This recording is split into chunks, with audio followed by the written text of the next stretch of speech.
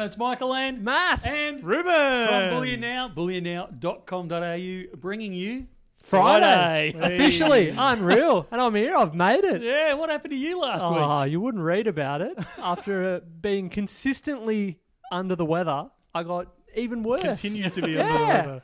So the joys of having a young child in daycare mixed with sleep being an urban option. legend. Yeah. The doctor said, yeah, you getting enough sleep, right? Yeah. I said, I've got a 9-month-old at home, so you can work that out. And they said, no. So it's actually really important that you get sleep. It's not a joke. And I thought, all right, well, I'll see what I can do. Well, that's great. You could go home to the wife and say, look, I got a doctor's certificate that says you're on night shift. You wouldn't read. Yeah. We need to get back onto Bullion already because this is going to unravel for me. I might end up staying here over the weekend. He came here to escape, Michael. Come on. Yeah, that's right. So welcome everyone. It has been a week. I got to say it's been an entertaining week for Bullion Now. We've had crazy days. We've had quiet times. We've had exciting visitors. Yeah. We've had, you name it, it's pretty much happened this week. We've had new deliveries. We've had old stuff come in. We've had, which we'll go through on the program here. And we've had lots of good people through the doors. So it's been a fun week one way or t'other. Very good. That's the name of the game. Yeah. How about you, Rubes? How have you been? I've been a bit under the weather the last couple of days That's as right. well. Yeah. So You pulled the sickie this week too, didn't you? Well, it does. I don't know. Is it still called a sickie if you're actually sick? I don't like. I think sickie implies the old man flu. The old The old fishing trip. Yeah, something like that. But we're back. All of us are back from our little under the weatherness. Yeah. And we're officially kicking off Christmas decorations. I feel like it's a Yeah, little serious more business. okay now that it's the 1st of December. We had them up last week when it was just Michael and I don't know. It felt a little bit for me in November, but we're into December now. It feels like I can probably do the Christmas thing, Yeah. and I'm sure we'll be doing more and more Christmas as we get closer. I feel like if you go to the effort and then looking at what we've got going on here, I'm all for dragging it forward a bit because it feels like such a waste. You go to all the effort before you know it. I've got to drag it all down again. Start of November. Let's go. So that's not like having hot cross buns out in January. Yeah, that's a stretch. But yeah, there are a number of unwritten rules that need to be abided by. But oh well, here we are. So far, so good. So what are we kicking off with today? Because I Um, missed this morning's meeting. I had to go and do first aid this morning. Get recertified in case one of these guys, Just as needs the important. kiss of life. There's every chance. Yeah, knowing my track record last few weeks. Watch this space. Aussie Dropbear points out a problem with new releases. Want to arrange delivery, but keen to add a few more items if possible. It always happens, you go to organise delivery and then something else releases. It's like, oh, but I want to grab that. Yeah, I feel your pain. Yeah. Yeah, it's I know it's hard, isn't it? You kind You of can't win. getting towards the end of that 3 months of free storage. And, Yeah. But I know that they're going to release something next week, and it's a common discussion point with customers and with us. Yeah. Oh, well, I think you can just start a new 3 months, get your delivery. You can be satisfied for a little while and then bank it all up again. But it really is a never ending story. But that's why I was so grateful as a punter back in the day before I worked here that I actually worked just on the other side of the Yarra. Yeah. So every lunch break, I'd just make a beeline. As soon as Sylvia gave me a call and said, your order's ready, I'd say, all right, 5 minutes. I'll be there. I used to remember that. I remember because I would send out the emails sometimes or whatever as well. I'm like, I know as soon as I send this email, this guy's going to turn up. Yeah. So you better be sure that it's ready. You can't be preempting it. That was it. Metal Inquisitor says, Matt, FYI, no poll last week. And I wanna then ask a poll to everyone based off Please that. do, yeah. Are we able to run a poll in your absence, or is it a Matt? Well, you can. It's not going to be really worthwhile, but you can have a crack. We've got permission from the man himself. This poll's going crazy. Welcome back, everyone. Either not many people have voted, or it's 21. it's a 50-50. There you go. So yeah, I've weighed in. There we go. Still 51. No, I'm the 1%. I think I'm right to be hesitant about it. I'll put it that way. Yeah. Oh, the nose. Oh, no, it's neck and neck. Quick, shut it down. Shut it down. Look at that, 50-50. Let's Hang call on. it There we go. Saved. Oh, yeah. Alrighty. I wanted to, speaking of like last week, I wanted to kick off with something, Michael, you said you wanted to actually save for a discussion with Matt from last week. And that was to do with this item here. Boy, look out. Bit of an off-struck dollar. I'm trying to remember the price on it. Can you? 2,000. Yeah. They were quoting as So they were being saying worth. this was in the paper. And they were Yep. saying this is one of those rare misstrikes and, you know, how wonderful these things are and how they're worth so much money. Yeah. And this one was worth $2,000. So I wanted to throw it up Yeah. and get your opinion. But, yeah. I would you have weren't thought here. $2,000 is right up on the business end of things. I would not be Just shocked Flick it up again, Rubes. if this is a news.com article. I believe it was. It's that ilk anyway. Yeah. Well, I'll go out on a limb. And these articles are always great in the sense of it can encourage a bit of spirited discussion and encourage you to have a look at your coins. And maybe you do have something a little out of the ordinary. But a lot of these articles, they'll feature a coin like this and say, this is $2,000 on eBay at the moment. Yeah. So you can ask for whatever you like on eBay. It's but whether you get it or show not. me the sold listing, and then I'll say, oh yeah, well they must be trading at about $2,000. But I would have thought maybe closer to half of that. But You reckon it's worth $1,000? yeah, well, particularly decimal, like $1 off-center struck dollars are relatively uncommon. You can get 5-cent coins from around about the year 2000 for about $200. Yeah. Dollars less common, but it's, for me, it's sort of the weaker side of the error market because it's not a spectacular, it's not a double obverse, or when coins are double struck and you have the design smashed again halfway through the coin, and you can really, you don't need to get your loop out and have a close look to work it out. You can see something's gone catastrophically wrong at the mint, but something like that, it doesn't set my world ablaze. But they're still valuable for sure. Yeah, and I said this last week, I don't see the value in it.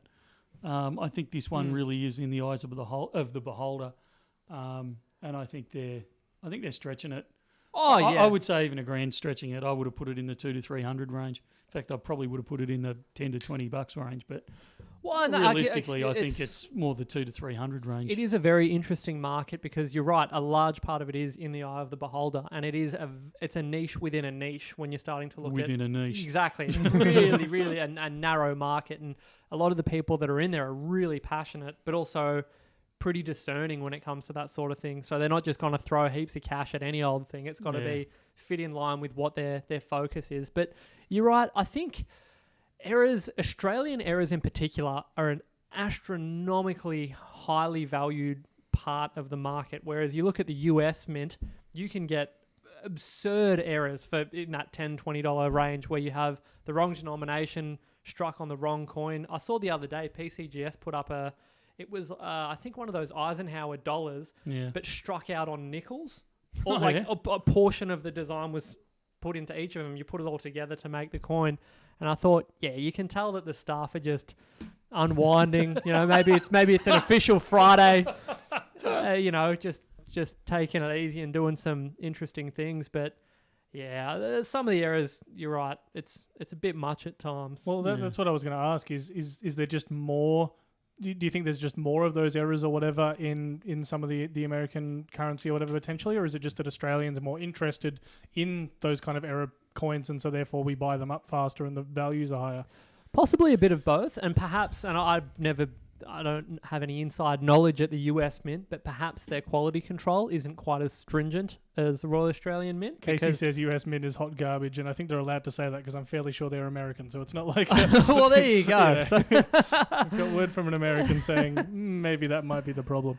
And perhaps also due to the scale of it, when you're producing sufficient amounts of coinage for over 300 million people versus 25. Yeah, it's a totally different ball game. And I think with the Royal Australian Mint's credibility, they're a very highly regarded mint worldwide. So perhaps, just speculating, perhaps they work to a higher standard and have more quality control in place. So when these errors do come out, but I tell you what, I've seen some errors that make your head spin, like a 20-cent coin struck on a Cook Islands triangular $5 blank. Stuff like that, it raises my eyebrows through the roof. Yeah, you've got to wonder if someone set that up. I don't know how that accidentally happens. Yeah. Like it's an interesting one for sure, and I think someone's probably going to get in a bit of strife at some point in time. Someone's last day, and they yeah, exactly. Yeah, big send off. Yeah, that's right. Yeah, I don't know. I'm not a fan. I don't. You're right. It's such a niche area within a niche within a niche. Yep. I don't like them. You know, people complain that I don't want to buy coins because I like bars.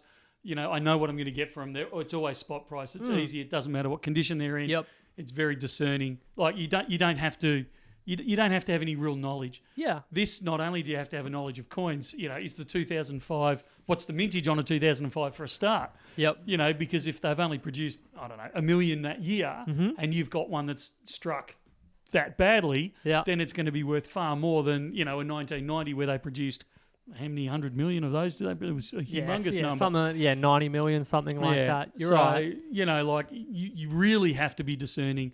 You really have to know what you're doing.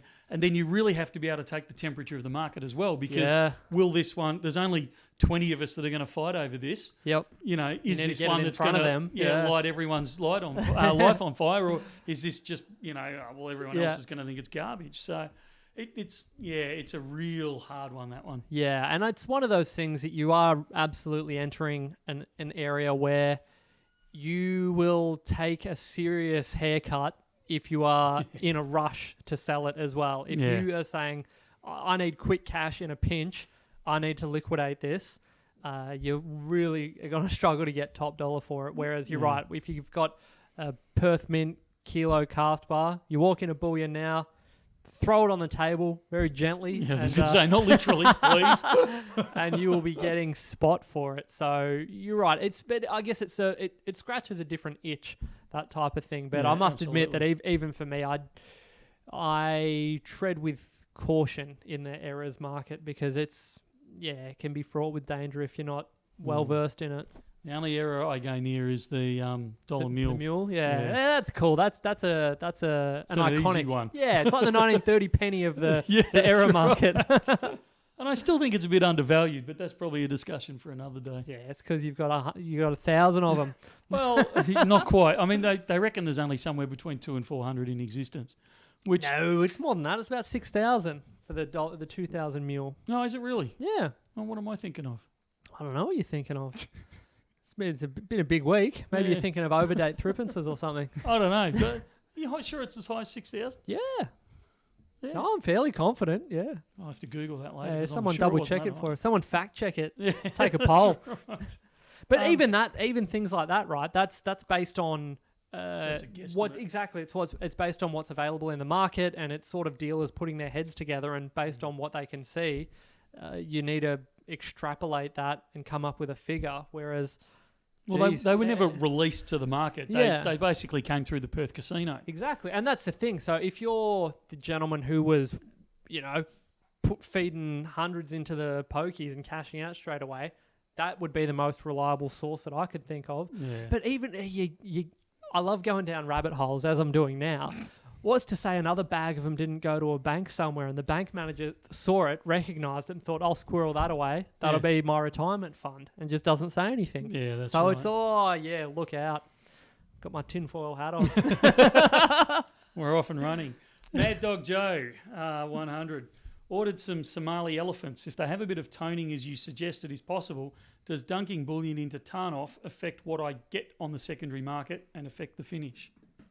What's tarn-off? I'm assuming it's just like a silver dip. Yeah, it's just like a silver scrub type of thing. Silverware. Things like that I wouldn't be particularly concerned by when I'm dealing with bullion coins, because unless it's a particularly rare... unless you're adding a numismatic, so a collectible premium to the coin, I wouldn't be too phased. And if I was personally having a coin like that in my collection, if I could easily get the toning off, I'd be happy to do it and pop it on display. But similarly, I'd also handle it without gloves and Just have a bit of fun. So Yeah, it's very much a bullion coin. It's not a numismatic coin. Not to say it won't be in the future, but at this stage, it's a bullion coin. So if you've got one and you want to take the toning off, you go for it. I actually love the toning. I love the colours, and I love watching it develop over the years. So in fact, I've pulled one out of the mix purely because of the toning on it. And I'm just going to watch what happens over the next 5 to 10 years with it. Yeah. Well, that's I was going to bring that up, is that I think one of the most liked comments on that video that we did for the Black Friday was basically, I like the toning. Like, can I get one with the toning? And so as long as it's just toning and not, fingerprints and scratches and all that kind of stuff, I honestly don't think you'd have any issue down the line selling it to someone who is chasing a toned looking coin, as long as it's kept in relatively good condition besides that. So, it obviously some people want, nice new shiny, and as we showed in the video, there was some like that. But as a general thing, I don't think toning is as terrible as some people think. Or it's certainly something that splits the community a little bit. Look, we get lots of I'm going to call them complaints, but I think that's too strong a word. But we get lots of complaints from people, particularly with the likes of the Britannia. We've talked about this many times. Even the kangaroo with its kind of dusty finish that you get sometimes, that white dust across it. People are quite stressed about, the fact that it presents like that. I think people are getting too stressed. They're trying to draw a bullion coin into the numismatic market. It's in 5 years' time when I go and sell my 2023 kangaroo, it's not going to be worth as much. Well, I hate to break it to you, but it's pretty unlikely that it's going to be worth, more than kind of what it's worth now anyway.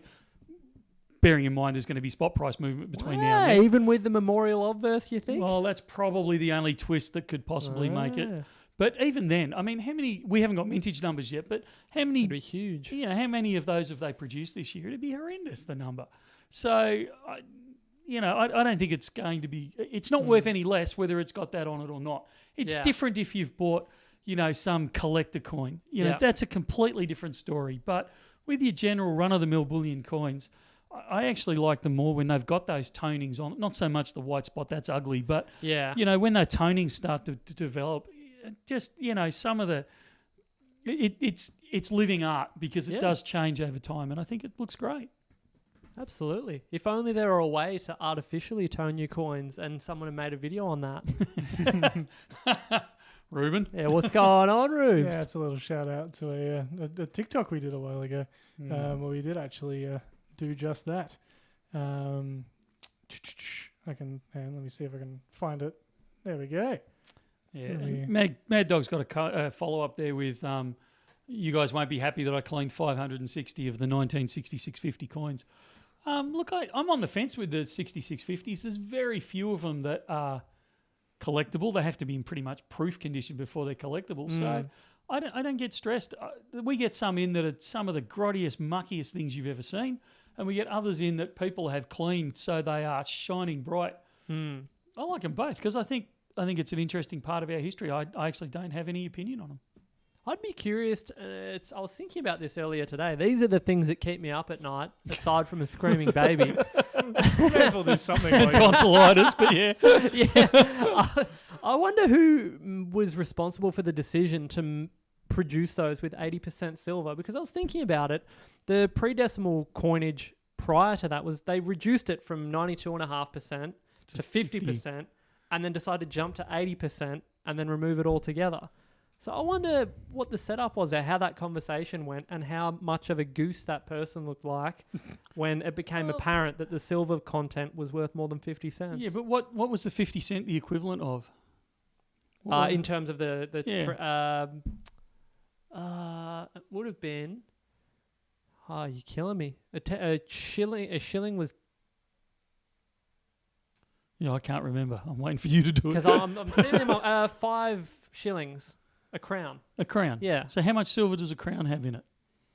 It's a bit hard because they only produced them for a little while. 3/4 of an ounce? Yeah. So to get because a 1966.50 is a third of an ounce. Yeah. So they're probably saying if we're going to do this, 50%, it's barely worth doing. So we've got to put at least 80% in there. This is my interpretation of their discussion. Yeah. We've got to at least put a third of an ounce in there or we're not trying. So why do you not bother with the 20 cent? Why do you only do a silver component of one denomination of the whole range? Yeah, it's a good question. I don't have an answer to that. I feel like they should have just done 20% or something.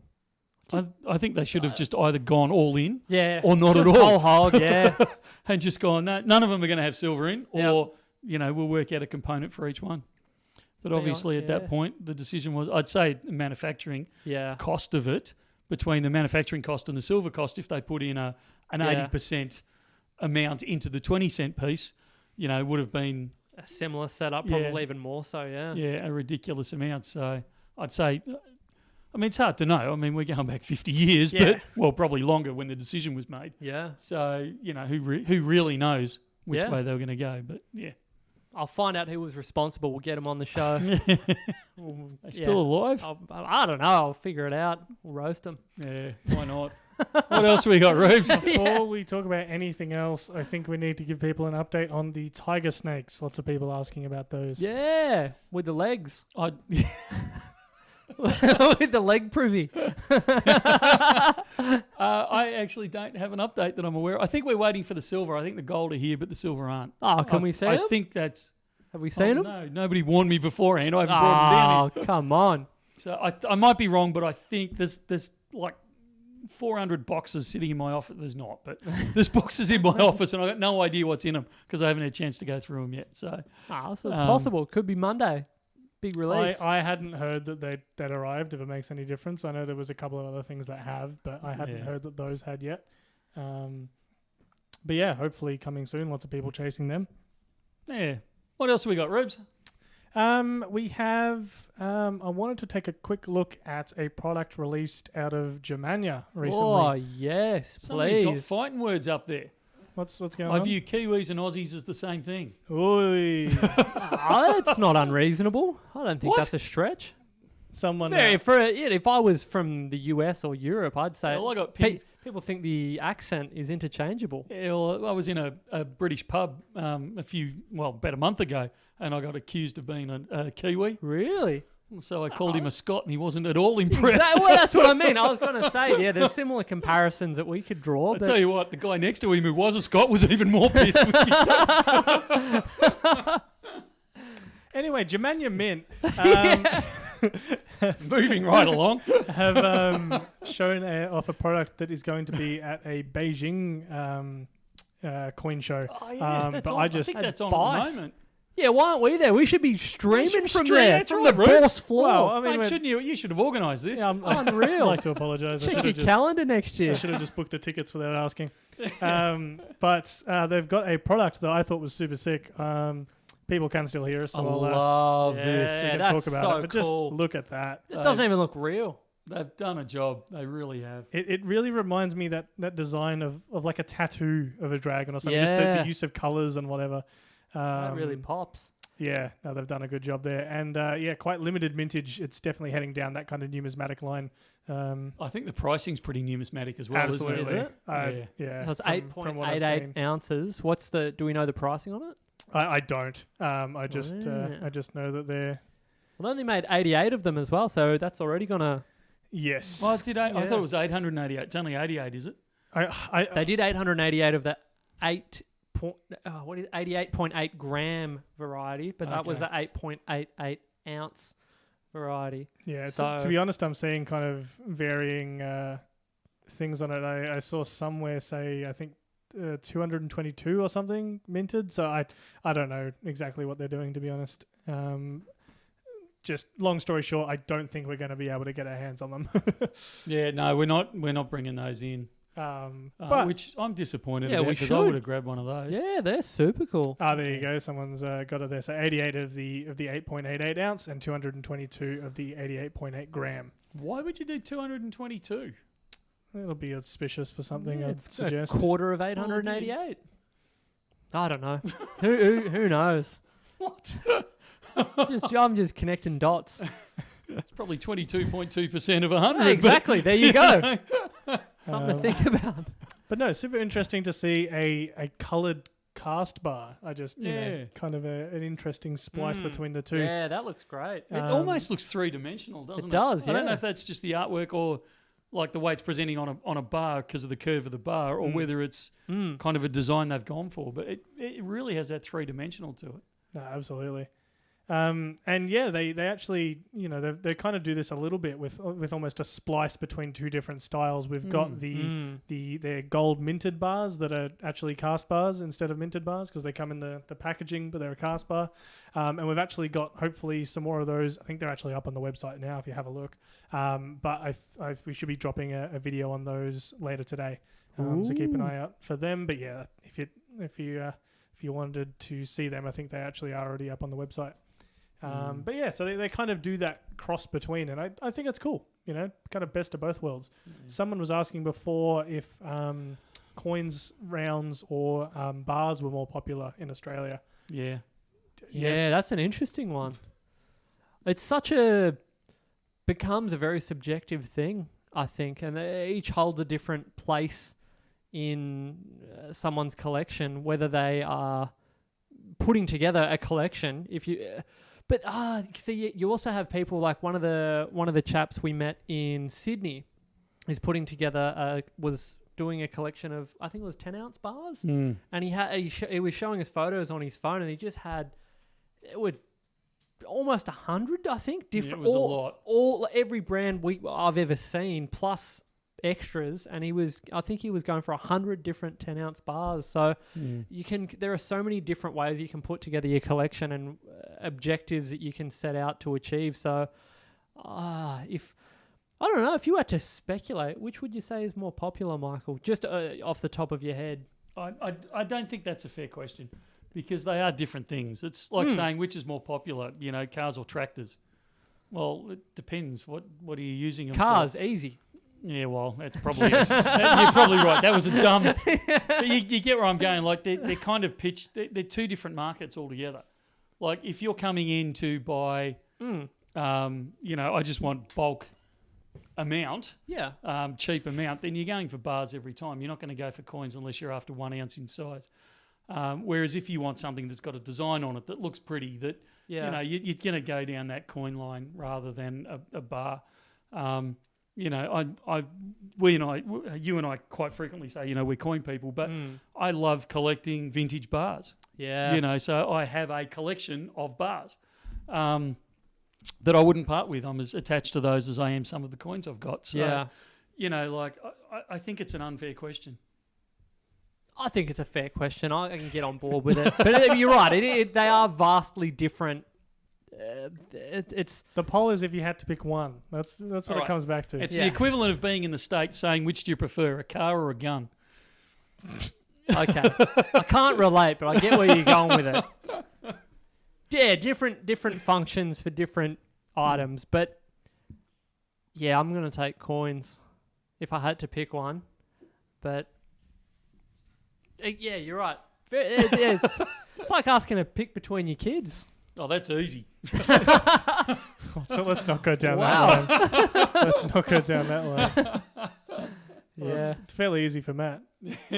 Exactly, yeah. You wait till you get 3 kids and you're out by yourself with them and they run in different directions at the same time. You got to work out which 2 you love most. That's a real challenge. Gee whiz. Are the results surprising there, or do they kind of make sense? No, that's kind of what I'd expect. But I'll almost guarantee if you interviewed those people on a one-on-one, the coin guys would say, I like coins, I like the designs, I collect. The bar guys would be saying, I only want, value for money. I don't want to muck around with that numismatic rubbish. I'm not sure about the 3% in rounds where they slid in there, but I think 4x Faith or 4x Faith, I'm not sure which way you want to call that one, who's had a go at me before had a go at us about being Aussies and Kiwis are the same thing, has brought up an interesting discussion there because I'm assuming, and this is an assumption, I may be wrong, that you're a female by just some of the comments you're making there about how popular or how many women actually stack. And I think that we've had this discussion a couple of times, but I think it's an interesting one because I've seen. Oh, there you go. They're male. My apologies. But I think it's a great discussion because it's changed, I would say, over the last 5 years. Yeah, big time. Particularly even today, just popping into the shop, it's far more of an even balance as opposed to, when I was banging down the doors of BN. So, I think it's great. It's easy to say pre-COVID because that's a very defining line, but it probably doesn't line up exactly. But certainly pre-COVID, BC. I would have been, Matt's younger than I am, but we would have been the youngest kind of customers that you would have seen in a coin shop or a bullion shop at that point, and very much a male-dominated. It was an unusual day we'd see a female come through the door, whereas now, I agree with Matt, it's probably not 50-50, but gee, it's getting a hell of a lot closer than it was. Yeah. And what really...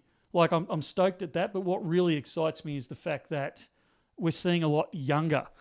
It's not unusual for me to be the oldest one in the room, which I think is brilliant. Yep. You know, that the younger, Ruben's era, even your era to a degree, are very much getting involved in their finances and in bullion and the place that it fills in that void. It really excites me that's happened. Absolutely. Yeah, it's very good. And it's also nice to have those conversations as well and ask them about how they got into it and things like that, and hearing the various ways in which people are starting to get that exposure into this industry. And it's evident that platforms like YouTube have been so powerful in just opening the door for people to start to explore the idea of different approaches to controlling your own finances. And yeah, you're right. It's very exciting to see. It feels like there's a bit of an energy in the room. People are a bit excited and optimistic about, taking charge of their lives in that sense. And yeah, it's a lot of fun. Yeah. No, I couldn't be more excited about it. It's great to see. I remember sitting in your previous employer's auctions one day in that dusty old room that they used to have across the road there in the arcade. What is with numismatic auctions and just having the worst atmosphere? And I'm sitting there would have been, if there was 25 in the room, I would have been surprised. Yep. And I would have been in my 40s at that point, early 40s probably, early to mid. And when I say I was the youngest in the room, I was the youngest in the room by 30 years. Yep. And it was unbelievable. It was just really strange. Would have been someone up the back hacking up a lung. And they had to have the defibrillator down there. And, it was just, mate. Oh, it's good fun. So ultimately things, the tides are turning a little bit in terms of the demographic coming through the doors at Bullion Now. Absolutely. That's a long-winded way of answering that question. It wasn't even a question. I was picking up on comments. We better get back on target again. We've had a question through on Instagram. Oi, look out, Instagram. An interesting one. It was from Nicole. They say, I heard a crypto bro saying that because gold is continuously mined, the amount of gold available increases every year, and over time the value of your stack gets diluted. They said the half-life of gold is around 35 years. I'm not sure that argument stacks up. Pardon my pun. Would love to hear your thoughts. I don't think it stacks up. So why not? So basically, constantly mining gold, so there's more of it out there, therefore it's diluting. We already have an estimate. It's not going to be to the ounce, don't get me wrong here, but we already have a fairly, I would argue, accurate estimate of how much gold is available on Earth. I also firmly believe that every year it gets more expensive to mine because, the easy stuff's been found. We've proven that many times over that, the stuff on the surface, we still find stuff, particularly in Australia, you go out WA way, there's quite a lot still being picked up off the ground. But as a general rule, the stuff that's lying on the surface has been, sufficiently picked over. So now we're digging serious holes in the ground. We're going underground. We're using fairly high-tech systems to refine the gold out of the ground now. It's becoming dearer and dearer just to process. So even from that side of it, even if they're pulling more out of the ground, and they're pulling more out of the ground now than they have ever before, it's still not going to reduce the price of it. If anything, it gets the awareness out there more, the conversations happen more, and the price of it goes higher because there's more demand for it. So I don't think there's a tipping point where it's going to go, we've all of a sudden, we've got enough gold to satisfy everyone. The price is now going to go down. It's only going to go dearer. And then we start entering into these, what I would call esoteric arguments of, we're going to start asteroid mining. Well, that's always one that comes up. Yeah, what if we stumble across an asteroid full of gold? Does it completely short of it parking itself in the main street, like out the front Collins Street here, the cost to go to an asteroid, physically mine the stuff and bring it back or take it somewhere to process, if that's what we're up to, the price of gold has now got horrendously expensive per ounce to make that viable. So I'm not seeing it. I'm not seeing the argument. Yep. It's an interesting discussion to have because it is one of those things that I think crypto versus precious metals comes up quite a bit. Obviously there are some people. Morgoth says I do precious metals and crypto, so it is possible to dabble in both. But I don't understand this whole argument. It's been going on for 5 or 6 years now. I don't understand the argument of which one. Why can't you have both? Oh, absolutely. At the end of the day, I invest in, businesses, obviously. I've got Bullion Now and Little Coin Shop. I invest in property. I invest in gold and silver and platinum. I've got some crypto, although I would say I'm a lousy investor in it because I did it more out of curiosity than anything else. I hold investments in Lego. I hold investments in all sorts of different things. To me, it's not an or situation. This is an and situation. I think the issue arises when people get into both of them for the wrong reason. And so in investing in crypto, and it doesn't have the history yet, but investing in crypto and expecting it to be an inflation hedge for 50 years down the track, or I think crypto is still finding out what it is. And precious metals, I see people buy in, and want to sell the following week because they think it's going to be going up, and by the time you throw in coin premiums or whatever in there, it's not necessarily what precious metals is best at. And so I think they're both good in their own right, but they're good for different things, and you can get into them for the wrong reasons, quote unquote. Absolutely. And crypto, I cannot accept this argument that it's an inflation hedge because there is no history to prove that at this stage. Yeah. We may see what it becomes, but I don't think it's possible to know what it is yet. An expert can analyze it all they like, but we don't have the history yet to learn from. It's all speculation. Yeah. I understand the theory of why they say it's an inflation hedge, but you can't give me a time frame where it's actually proven itself as an inflation hedge at this stage. Whereas we can particularly with gold. It has shown itself time and again to be an inflation hedge. Absolutely, it's not, to the minute inflation hedge, but you'll find very rapidly it catches up or leads inflation, one or the other. Yeah, absolutely. I've got one here from Mike, if I can change topic, from Michael Carroll. It's actually dragging us back a little bit. Hi, Michael. Why do so many bullion stores have no or old websites? It's like many bullion stores don't want to be found. I used to run into this all the time with when I was looking, and Matt's probably even more aware than I am, but particularly the kind of, the mum and pop kind of coin shops that to me, it's just very... it's a small operation. I can't comment as much necessarily. I haven't seen as much of it from the bullion point of view, but I have noticed with a very small operation coin shop that the website is very much the afterthought. I'd say it's really encouraging a come in and chat to us as opposed to online interaction. And so it's kind of just it exists to have a presence up there, but that's about it. Yeah, I'd take it back to the fact that until recently, I was the youngest person in bullion and coins. Yeah.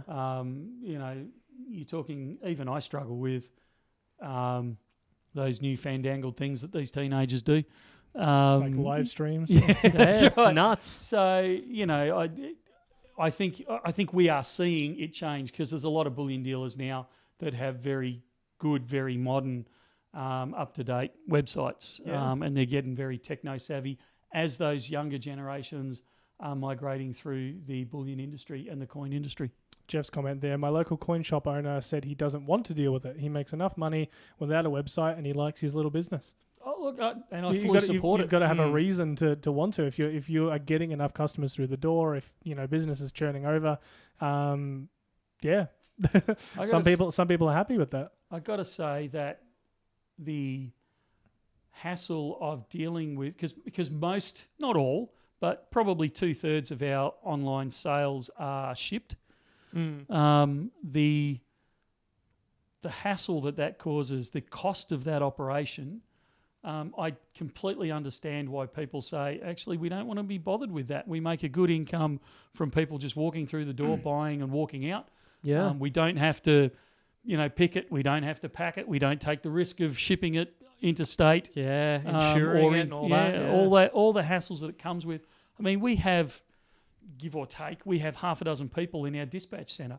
The cost just in wages alone of that is huge. So yeah, I totally understand that comment.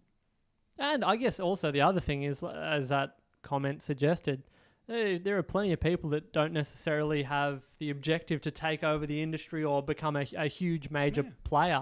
They just want to carve out their little corner of the industry and enjoy themselves. I think that's a noble pursuit. Yeah, I agree. More power to them. Absolutely. I love this. Sorry, mate. I'm going to hijack you again. No, you're fine. It took me back to a previous lifetime. I want to visit. This is from 4x Faith. I want to visit Australia. I want to visit Kalgoorlie, Broken Hill, Launceston, New Norfolk, and Dubbo. It took me back to when I used to do charter flying, and when I was in Sydney. And we used to. I'm sorry, I'm picking on the Yanks here, but it was always a Yank.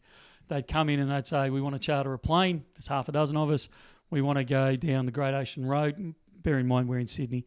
I want to go down the Great Ocean Road, go up through the Barossa, up to Ayers Rock, up to Darwin, and then past the Gold Coast, and then back to Sydney. You go, oh, okay, all right. So when do you want to do that? Oh, we want to leave this afternoon. Oh, yeah, no worries. When do you want to be back? Yeah, well, our flight out to the States is at 1 a.m, so we have to be back by kind of 10 o'clock tonight. And you just go... Yeah, get him in the stealth bomber. Yeah, there you go. It's like, yeah, I can do it in the F-18, but you're not going to see much. Might need an oxygen mask. Oh, jeez. So again, I've taken us off topic. I apologise, but I don't know why it triggered, but it just triggered. Par for the course. What do you reckon about a coin shop in Japan, Michael? Jamie Frost, a man in Japan, says, no little coin shops where I live. Is there much of a market for that kind of thing, do you think? I don't know. I think it'd be an interesting spot for it. I don't know the Japanese market, but having said that, the Japanese mint, some of the stuff they produce is... Yeah, phenomenal. Unbelievable. Very high standards. Yeah, you don't see any Japanese era coins out there in the market. That's They're not making mistakes. No mistakes there. A couple of people... Sorry, I'm jumping ahead again. A couple of people have asked about the 10 kilo coin. We're not going to see that till kind of April, May at the very earliest next year. Yeah. More likely June, July. So it's a non-starter. That's next year's problem. Yeah. Come back to me in 3 or 4 months. We'll have a conversation. But at this point, it's not worth it. Question from Michael there. I have a question for the lads. What's the deal with coin shops being able to order a coin like the Lunar Opals and being able to keep the allocation or part of it? I guess like keeping some for themselves. Look, it's a free world. Well, it's not. It's a free country. You can do whatever you like with your allocations. There's no requirement. There's nothing to say that you must sell them to the public. It's not just something you see in this industry. It's across all industries where limited supplies come through that are very popular. I got to be really careful here. I'm not having a dig at anyone in this industry or any industry for that matter. You are free to run your store the way you want. I'm absolutely not saying that. But I got to say, it does frustrate me when shops do that. They take their allocation. They know it's going to be popular.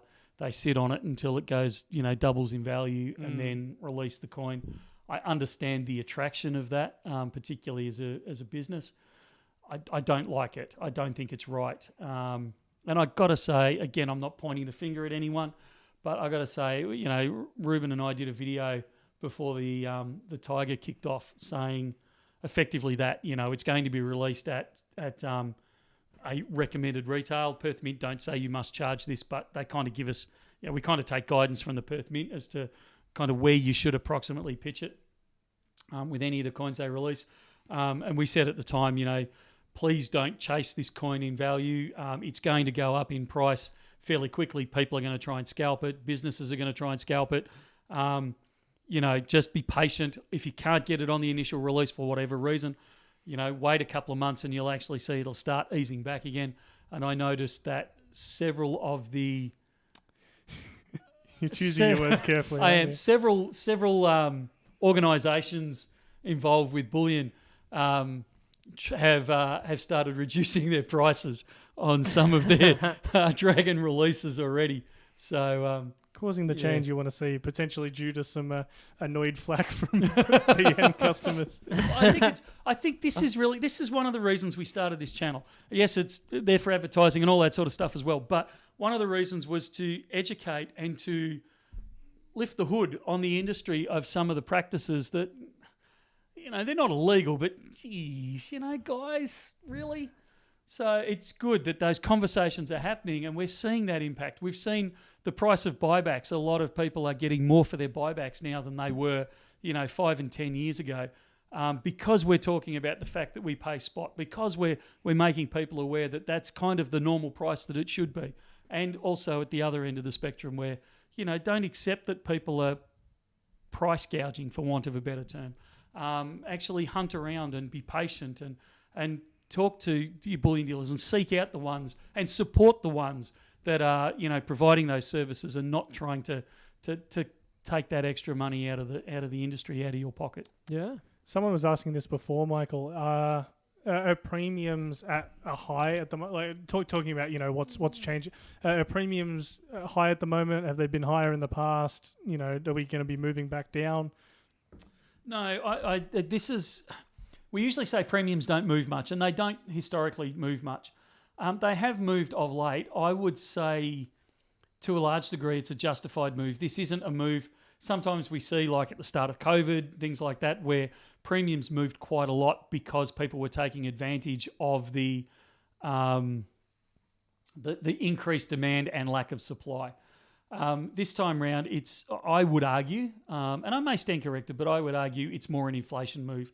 There's been increases in wages, there's increases in the cost of maintaining equipment, there's increases in the cost of transport, all these types of things. And I think the premium moves that we've seen of late have not been ridiculous. They've certainly been justified, the ones I'm seeing.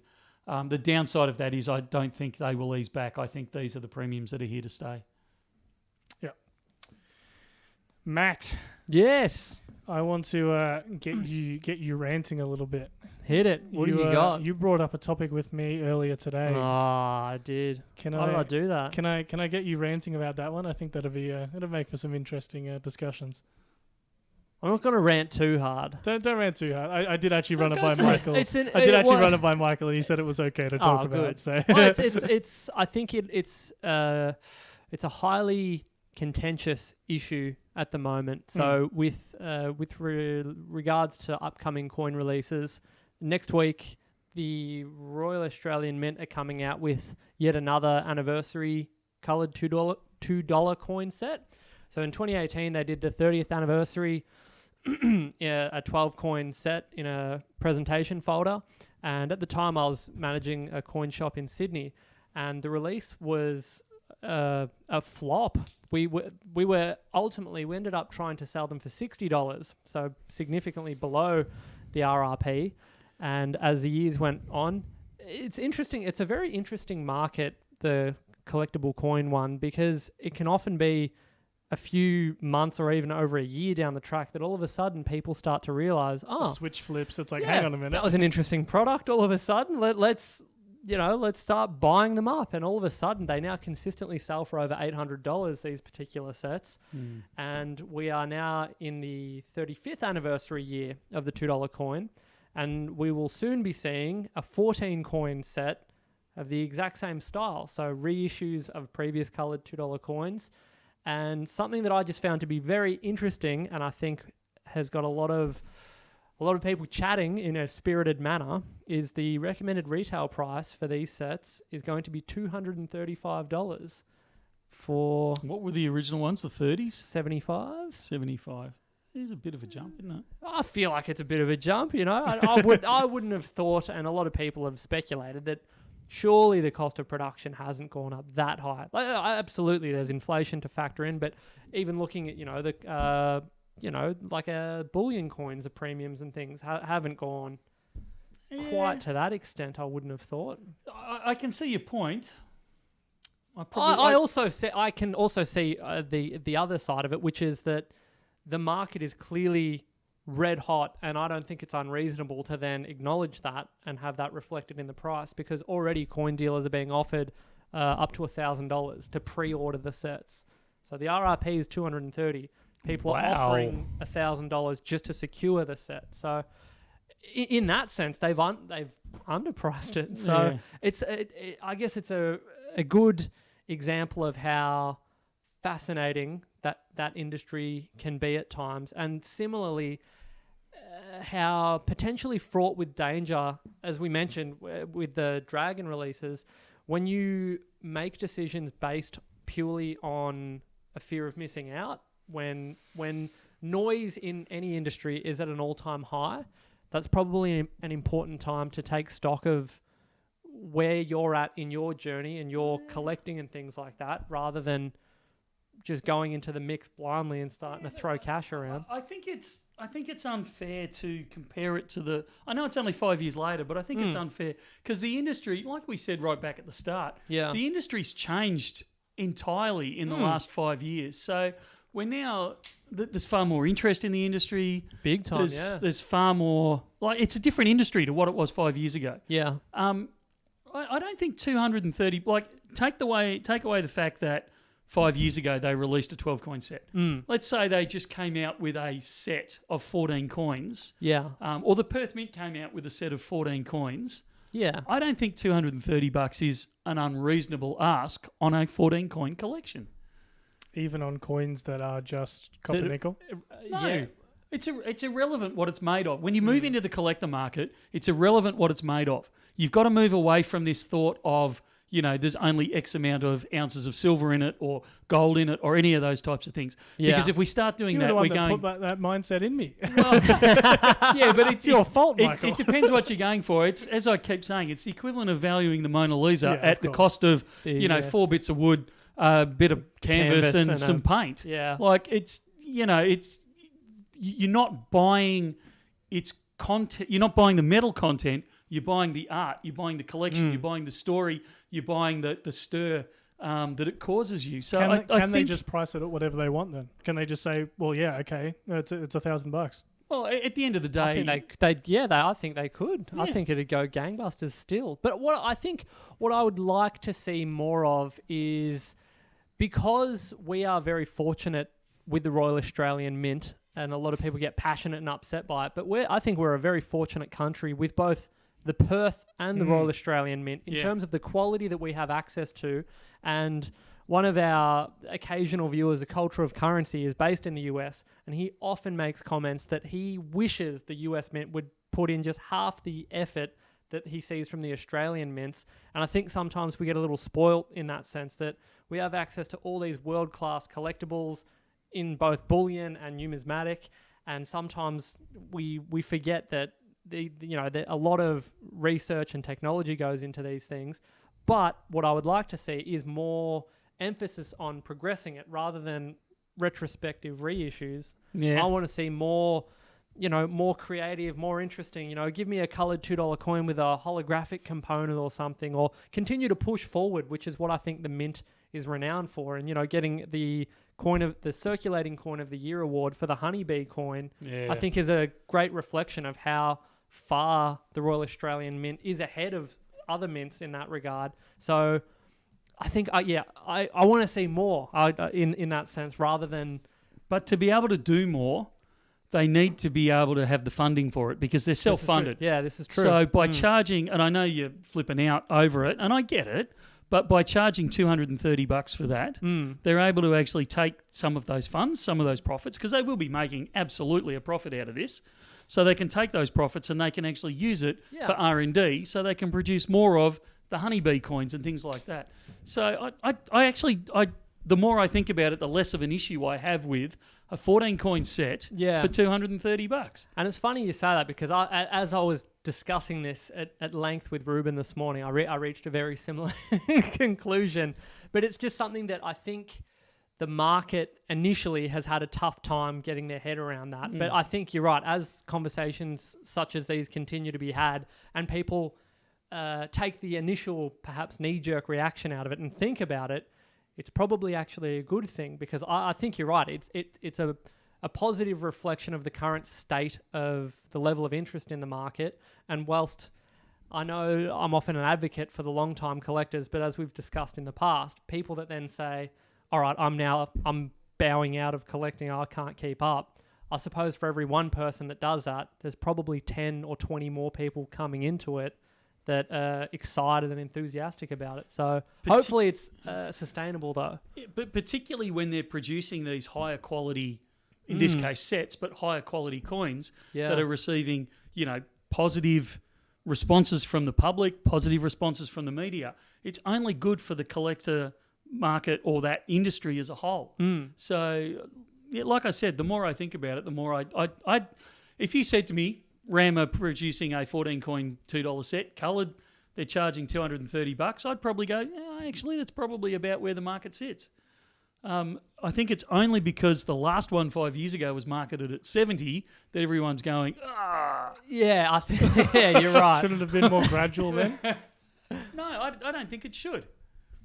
I think it's.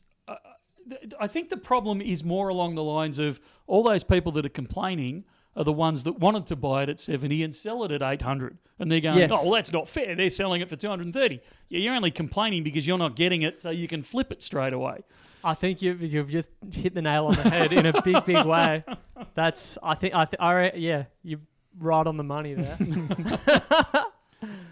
But exciting times nonetheless. It's a fascinating time in the in that part of the industry, but certainly one to keep an eye on. I think we need to hit our title discussions, the ones that have actually made the discussions. Neither of which have been acknowledged. Exactly. A mint is closing down, Matt. What a sad day. Yeah, opened in the same year as the Royal Australian Mint, mind you. The Pobjoy Mint over in the UK shutting up shop at the end of this year, I believe. They're producing coins for 42 states around the globe.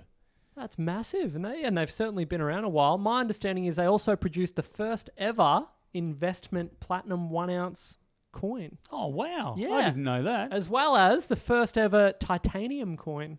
So they've certainly got what's the word? Couple of milestones. Yeah, some big milestones under their belt, and a reasonably well-known mint as well if you're in the collecting caper. But Ruben also acknowledged earlier they're selling 20 of their presses. So this could be a big opportunity for anyone in the comments, possibly even BN. I don't know if Michael's interested in getting a couple of presses. I was just thinking with the sign up there, it said, what was it, Pobjoy International Mint. Flick it up again? Yeah, Pobjoy International School of Minting Technology. I was just wondering where the BN symbol could fit in on that. There's no B. I see an N. There's not even. Oh, there is a B in the Pob. In the Pob. All right, we're in business. Yeah, I reckon. Yeah, give us a ring. We'll see if we can. Do something. You ring them. They're flat out. They're trying to wrap up business. You'd need to find out exactly. Yeah, actually, Knackers O'Reilly's actually made a comment there that I suspected in the back of my mind the UK government put them out of business. It could quite easily be something along those sort of lines. So, I'd want to go in with my eyes open before we committed to anything. Yeah. But based on just the fact that they're competing with the Royal Mint, or I know nothing. So no. But clearly, you're speculating about something potentially being. Well, it could. I mean, it could be anything from. I don't want to accuse anyone of anything, but I mean, the UK, as much as we don't like to admit it, the UK and Australia are very similar with a lot of their laws, and every year it becomes. If any politicians are listening here. Every year it becomes harder and harder and harder to run a business in this country. And the UK is exactly the same. So it could be something as simple as that. It's just got to a point where they've gone, enough. I can't do this anymore. I had a very, very similar feeling yesterday of enough. I just want to go back and start flying again. And it's not, I love BN. I love the people here. I love our customers, the BN family. I think it's brilliant. I've never had so much fun in my life. But, the government interference some days, it's horrendous. Yeah. All right. What a sad note to finish on. Let's move on as quick as we can. If the CEO of Pobjoy is watching, we can do a little interview, get the inside scoop. Yeah, absolutely. Let us know what's going on. That's it. We'll speak to you about some of your presses. Do a bundle deal on a couple. Yeah. Buy them in bulk. All right. The other one was to do with some buybacks that we got through. Oh, yeah, look out. And I've actually got two different kinds there sitting over by Matt. I'm not sure which one we want to I gave talk one about. over to Michael. Which ones do we want to talk about first? Yeah. We've had actually, I think we'll do that one because it's closest to the camera. We've had one of the, I don't know what it is. When we broke through 3,000 in gold, that's Australian dollars an ounce, it drove a wave of buybacks, and we were getting all sorts of both gold and silver, interesting coins and bars in. That eased off probably, I don't know, what do you reckon, guys? 2 or 3 weeks ago, it kind of backed right off, maybe even a bit longer than that. And we seem to have this week started up another wave. And I don't actually know what's driven this one, whether it's the fact that we've broken back through $2,000 US or whether we've broken back through we never actually went back under 3,000 Australian, but we've kind of pushed back up to the upper ends of 3,000 before we break into 3,100 again. If that's driving it. But we've had a lot of buybacks this week and a lot of really interesting ones. And Matt's actually about to show one that came across the counter. I don't think I have to do anything. Yeah, you just cut to the... So this is a 2-ounce Aztec calendar coin that came in. We actually got... they've all gone, so don't get too excited about it and start phoning in. But we actually... we got about 35 of them in. Really? Amongst a collection of all sorts of other coins in. And it's I got some footage of it as well, just while you talk about it. Yeah, just like some of the stuff that comes in just really spins my dials. Usually we don't get this rush until January when people start getting their credit card bills and the school fees and all that sort of stuff. But beautiful, beautiful coin. Was this the one that was done by Comsco? This is the South Korean... I actually don't know who produced it. I meant to look it up before we came online. I'm going out on a limb there. I'm going to say it's a Comsco production because they very do much such cool stackers. Yeah. The only thing I find disappointing is the fact that it's in a capsule because you take it out. You can't stack them because the capsule's in the way. Yeah. But they are. You could actually, if you took them out of the capsule, you could actually stack them one on top of each other, and they actually lock in. Yeah, that's a beautiful very cool coin. A heap of detail as well on the. There's several layers to it. That's a slam dunk. Big winner. We often talk about how good, as you did before, how good the Australian mints are, like the Ram and there's Perth a few Mint. snapping at their heels but now. Yeah, there's some the South Koreans, the Canadians. There's we talked about the Japanese before. Yeah, the Japanese, and I'm having a mental about Germania. Yeah, some absolutely. of the stuff they're producing is it's right up there. So, which is good. It's one of those industries where hopefully all of these mints are sort of they compete against each other. They look around, they see, they with the runes, with the UV light, and another mint might say, we could do a similar thing with a different application. Yeah, I was going to say, imagine that Aztec coin with some glowy bits on it. Yeah, glowy eyes or something. Yeah, that's. But I guess hopefully that's the sort of thing that a lot of the mints are looking out at and seeing what other mints are up to and what sort of applications they can come out with. But yeah, it's great. It's always good to see. And as a byproduct, we get some cool coins. Yeah, it's a win-win. Yeah. I love the antiquing that's becoming more suitable as well. Yeah, it's just they're great. They're really great. And that's another win-win because if you are inclined, as I am on occasion, to take your coin out of the capsule and actually handle it, with those antiqued finishes, it's not nearly as problematic. You're not, pressing a thumbprint onto a proof field that will be forever tarnished. They are actually relatively stress-free to handle. You know how much hate mail we get when you talk about handling the coins with our gloves? I always refer those emails to Con. So I can't touch this one. It's a conflict of interest. What do you think about measures like I'm just thinking about that coin. What do you think about coins like stacking coins like that as a way of countering fakes? I mean, obviously you could just buy from someone like Bullion Now and know that it's the real deal anyway, but is it at a point where, you know, some of those very fancy coins or whatever are just not replicatable to the same quality by some of the fraudsters? You know, I can't see a convincing fake of a coin like that. I would never say it's unfakeable. Of course, you know, but it obviously a certainly machine made it, so it's possible. But it certainly adds to the cost of accurately producing the fake, so which automatically counts them out. That's why you see far more fakes of very common coins than you do over the more intricate. Unless there's enough premium there, you know, it's worth faking a 1930 penny.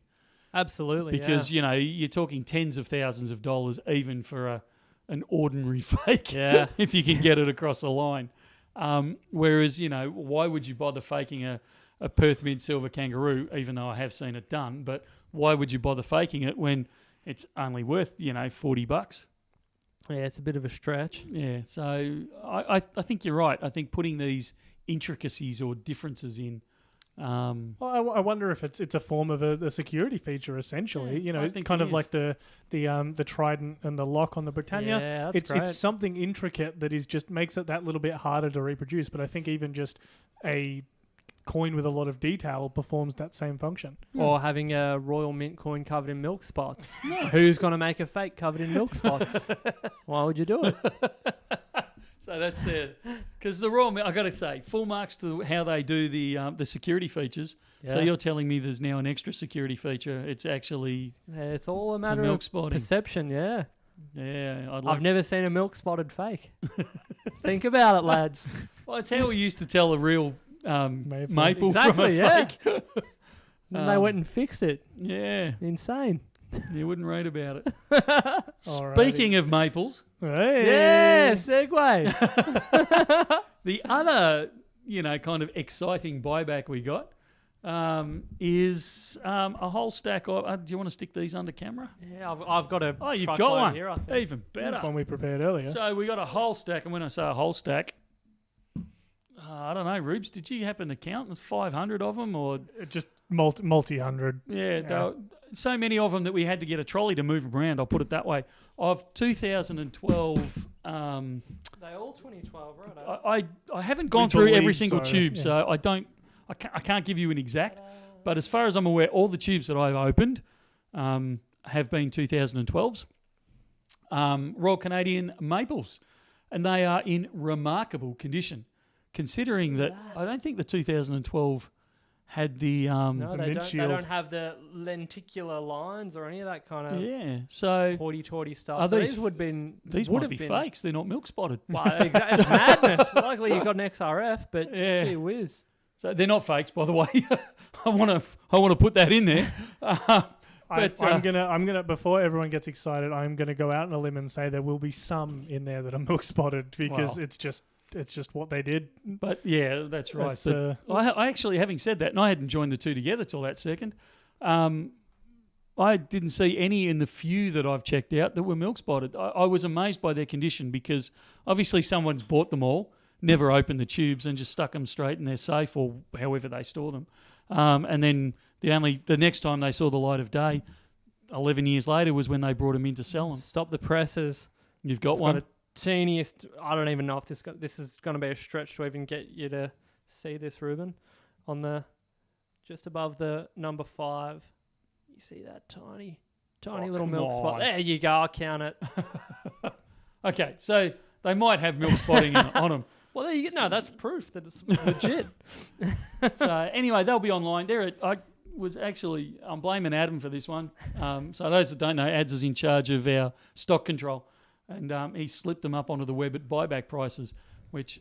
Are they actually up there, are they? Yeah, they are. So they're up there as, I believe, buyback random... Maples, I think, is what they're listed on our website for. So they're only $5 above spot, which spins my dials. Yeah, good setup. I was going to say he's gone for the just get it up before ask for forgiveness rather than permission. He started to work it out. I think he was hoping to slide it through before I even aware they were on the premises. Yeah. So grab them before Monday, because by Monday I'll actually be taking a keen interest again. I'll probably put them back at what they should be rather than what they currently are. And today's Friday afternoon, and I'm done. I'm out of energy, so I'm not chasing them today. But certainly for this weekend, they will be $5 above spot. Oh, that's the spirit. Just have a search for Maple, and I can't find them, so there's a chance they're not up there. I could just be looking in the wrong You better section. send a message to ads to say get them listed. Yeah. Otherwise, Andrew will get cranky with me on the phones. Yeah, I'm not seeing them there. If they're not there already, they should be going up shortly, hopefully. Some people, Stephen asking how many in a tube, 25. Update for the Tudor Unicorns, 2 ounce. I haven't heard. I'm going to suggest they're stuck at customs because they should be on their way by now. I think I actually heard from Adam earlier today that they have just cleared customs. So there you go. I'm hoping that means sometime next week. I've just shot Adam a message so we can all harass him if you want. Oh yeah, I just sent him one too. He's got to think something's happened, something catastrophic up this now. So yeah, keep an eye out for those coming up soon since they're not already there. But no, keen to see the unicorns come through. Michael, there was an article you sent me earlier this week. Oh, hang on before we jump on that. Okay. Then, if you can do that. Yep. The other thing that I brought down. Oh no, I didn't. Do you want to stick those under the camera? So these are a back of the safe thing that we've dug out. So for those that got a slightly bigger budget than the 2012 Silver Maple. Yeah. These are 2022 1 ounce gold kangaroos in brand spanking condition. They are, like I said, they're back of the safe stuff. They're still actually in their shrink wrap tubes. We've got those, and we're whacking them up on the website if they're not there already.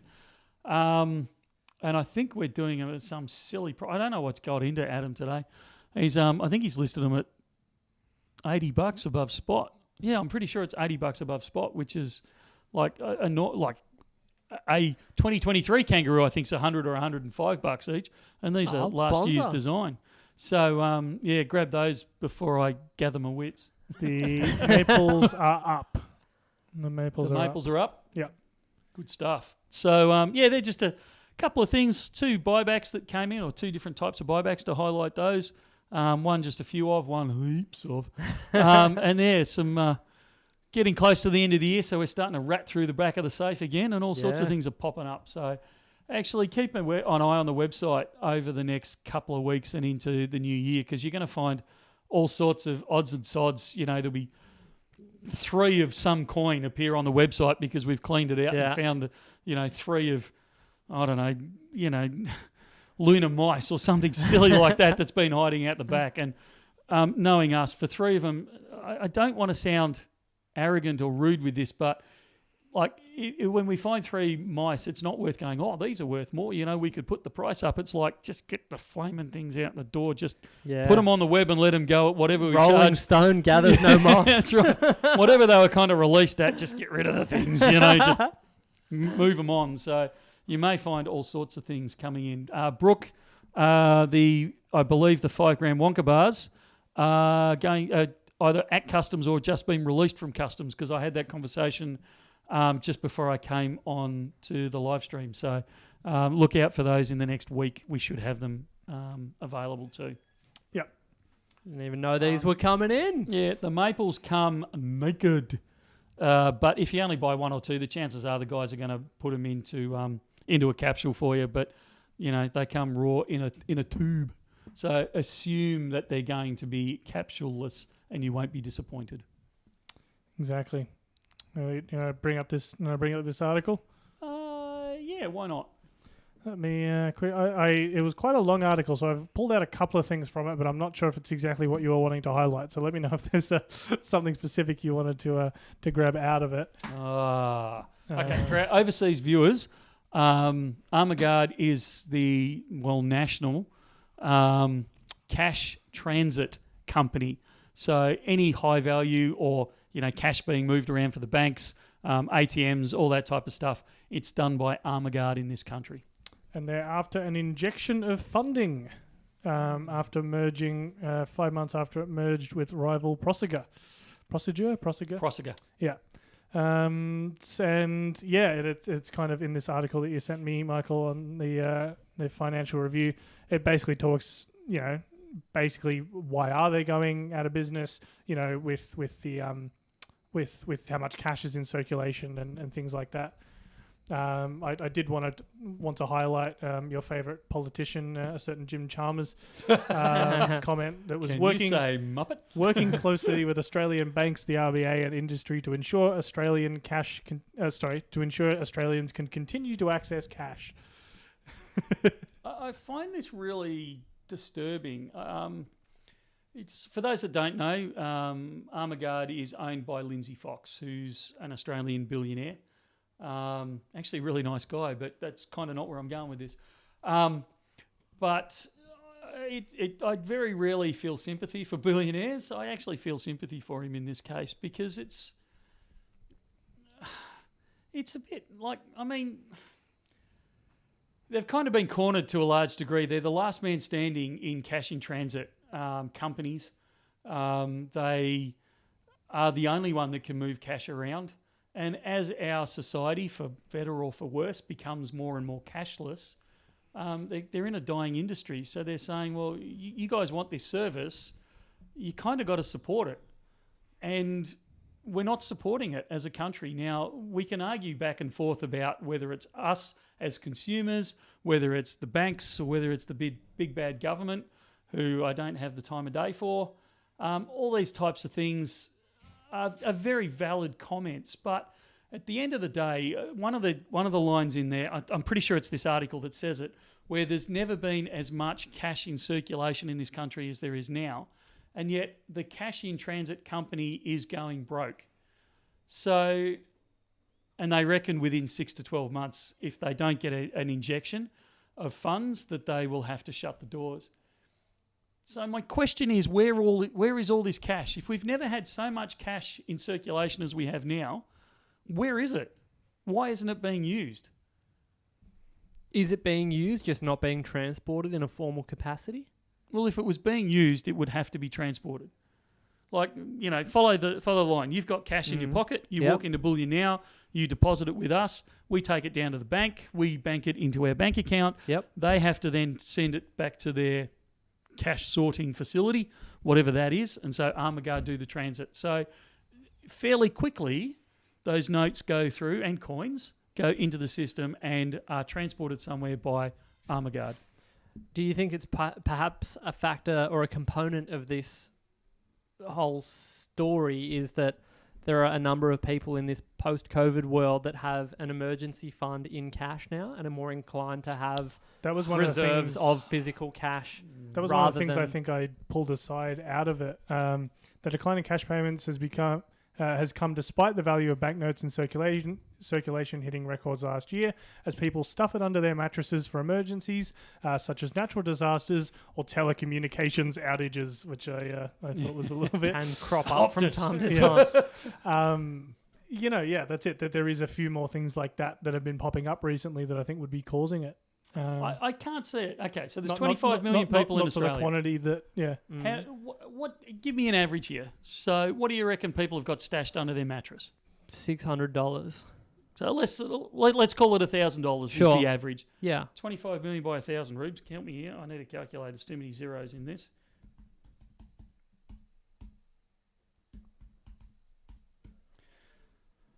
$25 billion? Yeah, so 25 billion in circulation. I don't believe there's that much out there. I don't believe. Does the article state how much is out there? Don't they know? I don't think they state the what's out there. Reserve Bank have the figures? How do you count it when, like, if you're going to do a serious count, it has to include everything except for the holy dollar and dump. This is true. Yeah, if we're going to go down to the wire. So I don't think everyone's got it. I don't think everyone's started putting this magical stash under the under the mattress. So I don't know. Honestly, I don't have an answer to this question. I don't know where the cash is. If they're saying there's all this cash out there, but no one's moving it around.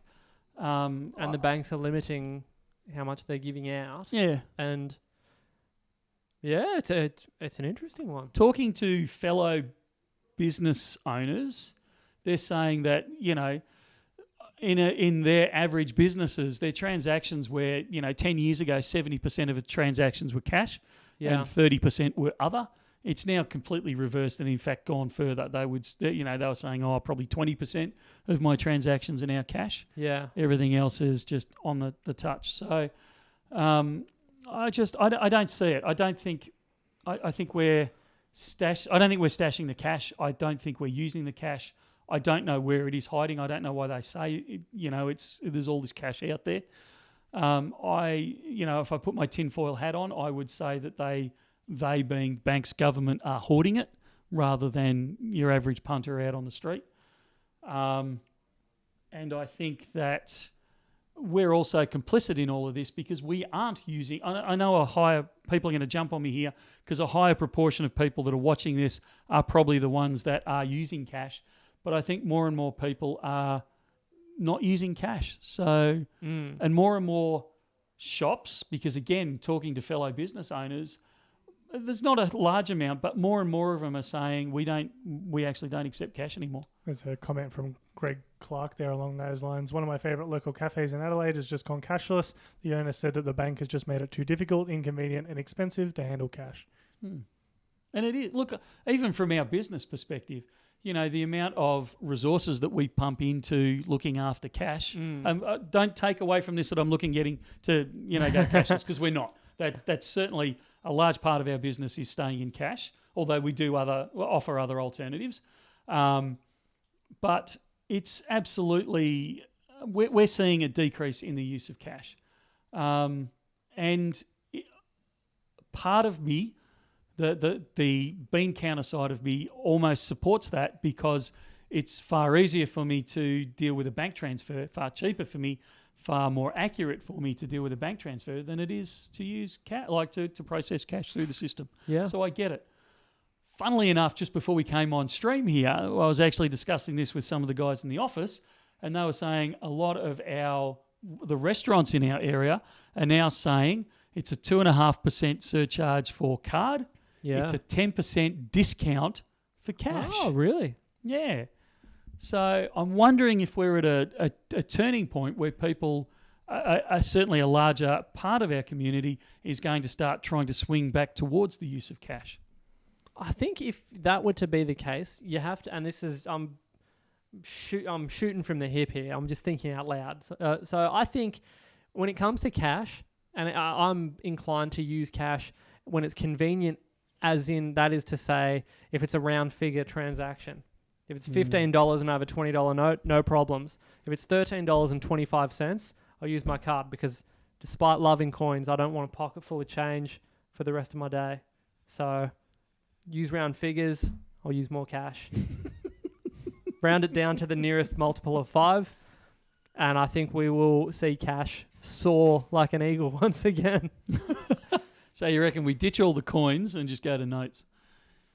Yeah, pretty much. I don't know. That's a pretty radical concept. The coin guy says to get rid of coins. Yeah, I'm trying to get my brain around this one, to be honest. I just think it's highly impractical. I don't know anyone that loves receiving a fistful of coins. Noodlers. So that even then, you'll go but even then, right? Noodlers will go to the bank and get $300 in coin rolls and then bust them out and make a thing of it. It's not Christmas when you get 1 20-cent coin and a 5-cent coin. You know what I mean? Exactly. It's I don't know. That's possibly a controversial hot take on it, but you could always, you could still pay with your $20 note and just say, "Look, mate, keep the change." I could, but I'm not that nice of a guy. I'd rather be charged the extra amount rather than Stephen Bayer had the same idea. Yeah, rather than give it to them as a tip. You're harsh, mate. You're really harsh. Yeah, We are coming up to an hour and a half. We need to start winding things down. I think we need to end off with some rapid fire questions. Go for it. Do. No. Well, I'm kind of prompting people to ask them. I think we'll get a... No emails this week, Ruben. What gives? I don't think so. I can quickly do a double check while we're doing that. But no, questions coming in from Instagram this week. Oh, well, if you're listening on Spotify, live at bullionnow.com.au. Fire off all your spicy questions and we'll do our best to either answer it or delicately sidestep it. All right. So start launching in with these rapid fire questions. We'll go through as many as we can in a couple of minutes. All right. Perth Mint 5-ounce coins, are they produced in sealed rolls of 2 or 4? 5. 5. There you go. What's the most common fake we see? Usually gold bars, minted Minted, bars. yeah. 1-ounce minted. And it seems to go in phases, whether it's Canadian Mint this week or whether it's Perth Mint this week or whichever one. Whatever Alibaba has on special. What have we got new coming? I hadn't thought of that. We got some Grogu coins, Grogus coming in. Who's They that? should be next. Baby Yoda. Oh, jeez. More Star Wars, huh? Yeah. What's the next question? How did Bullion Now get its name? Yeah. Oh, that's too long a story for rapid fire. Oh, okay. We'll have to go through that at some stage. Yeah. When can we expect to see the design for the 2024 Cook? February, I think. Okay. Will the gold price ever jump up from a currency reset, or will it go up steady? Go up steady. Where can I find the buybacks? I think I found them on their website, but just typing in Maple. I'm not sure about the kangaroos, although I have been told that they Can you put a link they in? are up there. I can. Where can I find the thanks? Precious metals. Yeah, the analysis machine. Yeah, get back to me on that one. Can we please get the 1/10 Tudor Beast coin? I think we've had some of those through. International fractional gold coming up to a Bullion Now station near you. Investing in Swiss currency. Funnily enough, I do hold some of that. Rubes, you want to take over? Or are you still going? I'm trying to find the kangaroos and I'm struggling to find them. Do you got kangaroos? I thought we were doing maples. No, we're doing the maples, but you also had those Oh, gold the kangaroos. gold kangaroos. Yeah. Okay.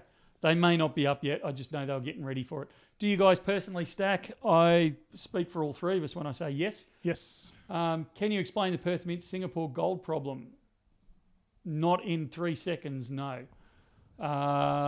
Jamie Gatus, no. Just sign up with ANZ, no. What's your favourite bullion gold coin? Bullion gold coin, Super Pit, off the top of my head. I didn't like this year's design. I like all of them, particularly in Pursued. gold. I love the depth that it creates in that particular metal. Have you seen many fake kilo silver bars? No. Yeah, I don't tend to see them. If your airplane engine stalls in a steep climb, what's your first action? Jump. Swear. Metal Inquisitor is surprised that the 2-ounce dragon hasn't sold out. Why is the 2-ounce gold dragon not more popular? It's an odd size. It's not loved by the market, the 2-ounce gold dragon. Thoughts on gold delivering ATMs? I'm not saying ATM machines. That makes me hurt inside. Gold. I think this perhaps relates to the news article in Dubai. There's a It's been out for ages. vending machine. Yeah. Oh yeah, they've been around we've for got- ages. They were promoting it as a brand new thing. Perhaps it was a company's first entry into the vending machine arena, but They've had them at Dubai Airport for a number. I think they had them there when I was at Qantas. Don't mention that name, do I? I had them there when I worked for an airline once upon a time. Nice save, Michael. There's the link there for the kangaroos. The person before was talking about 1/4-ounce Tudor Beast, not the 1/10. I believe we've certainly had them. I don't think we've got any at the moment though. Yeah. Pre-decimal coins, we had some. We got rid of all of those. When are we having an interstate store? yeah, it's a common question. Stand by for further information. Has Wee. Michael buzzed the tower? Next question. I don't know if Cass is listening to this. Fractional silver Britannias. There's great footage that one of the news channels has of some idiot in a small plane flying down the straight going into Walgett at about 5 feet with cars going everywhere. During a variety club bash. Doing great at this rapid questions. Do you prefer tubed 1-ounce coins or single large size bars for silver? Depends on why. And the what. Yeah. I would say generally I personally would prefer coins. Although, which day of the week or time of the day That's you're right. asking, I guess. And what reason am I buying them for? Yeah. And how much are they? Kilo Kookaburra, no idea. Same. It'll probably be later than the rest of the designs. Goat says Daryl Bellotti has done designs for Perth Mint products in the past, typically Aboriginal inspired work. Could you help me push for the idea of a series based on the West Australian seasons? Yeah, it's not a bad idea. I owe you an apology on that one, mate. I remember you sent me an email about that one, but I think I was away on the week that it came through, and I can't remember if we went back to it or not. So sorry about that one. What's the Indian like downstairs? I'm I'm going. Hang on a sec. Where you leading me with this one? Yeah. I've actually never had it, so I can't comment. Neither on have that one. I. Might have to do a stream from there. I love Indian as a rule. I love. It's one of my favorite foods. Any videos on gold and silver price forecast like last year? Yeah, I was thinking. you have to get Andrew in. Yeah, was thinking, and we might even release this one. Well, that's. Oh, did you not release the last one? No, never went Well, up. you can compare it. I reckon we selectively release parts of it, and Whenever it played out. Yeah, we'll have a discussion, a reflection on I it. absolutely think that's a good idea. I think we because I've actually still got the footage. I think we take a look at it. See, we can say, hey, this is recorded at the end of last year. How right were we? Yeah. Hasn't been edited, hasn't been whatever. Unfortunately, I think Andrew was right and I was wrong. But I'm I think sure it'd be he'll be good to pull thrilled it. to get in the mix again then. I think it'd be good to pull it apart. I reckon we call it there. Yeah, perfect. We're done. I reckon. Sounds like a plan. As per usual, we really are grateful that you've tuned in and spent an hour and a half with us. I can't believe we do an hour and a half of this. And I can't believe people watch us for an hour and a half, if I'm honest. Or listen on Spotify or Yeah. wherever you get your podcasts. Are we anywhere else, Ruben, or is it just Spotify? No, I'm trying to double check to remember. We're up on Google as well. Really? You can Google Google Bullion Podcasts. Now. Listen to And this. I think I'm still waiting to hear from Apple as to if we're going up on their podcasting platforms. But Wow. Stand by for next year. I'm hoping that we chase a lot of those things and Yeah. expand it out. So, again, thank you for tuning in. We really do appreciate it. Remember, we are squirreled away here at level 6, 227 Collins Street in Melbourne. You can get hold of us 1300 84 84 10 or sales@bullionnow.com.au. If you want to send us a question or a comment, my computer's just crashed. Perfect timing. Yeah, anything along those lines, send it through to live, Live, at bullionnow.com.au. Have a great weekend and a safe weekend, and we will see you early next week. And that's it from me. And from me. and for me, see you guys. See ya. See ya.